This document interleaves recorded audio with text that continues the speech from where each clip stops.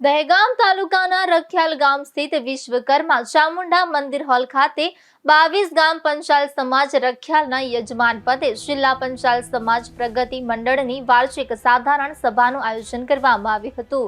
કાર્યક્રમનું અધ્યક્ષ સ્થાન ઘનશ્યામભાઈ પંચાલે સંભાળ્યું હતું, જ્યારે ભરતભાઈ પંચાલ, ગોવિંદભાઈ પંચાલ અને રાજુભાઈ પંચાલ મુખ્ય મહેમાન તરીકે ઉપસ્થિત રહ્યા હતા। કાર્યક્રમની શરૂઆત ભગવાન વિશ્વકર્મા દાદાની આરતી સાથે કરવામાં આવી હતી। ત્યારબાદ મંડળના પ્રમુખ રસિકભાઈ પંચાલે ઉપસ્થિત મહાનુભાવો, મહેમાનો તથા આજીવન સભ્યોનું ઉષ્માભેર સ્વાગત કર્યું હતું। મંડળના મંત્રી જશુભાઈ પંચાલે પૂર્વ નિર્ધારિત એજન્ડા મુજબ સભાની કાર્યવાહી હાથ ધરી હતી। સભા દરમિયાન સમાજના સર્વાંગી વિકાસ, શિક્ષણ, સંગઠન મજબૂત બનાવવાના પ્રયાસો અને ભવિષ્યની વિવિધ યોજનાઓ અંગે ખુલ્લી ચર્ચા કરવામાં આવી હતી।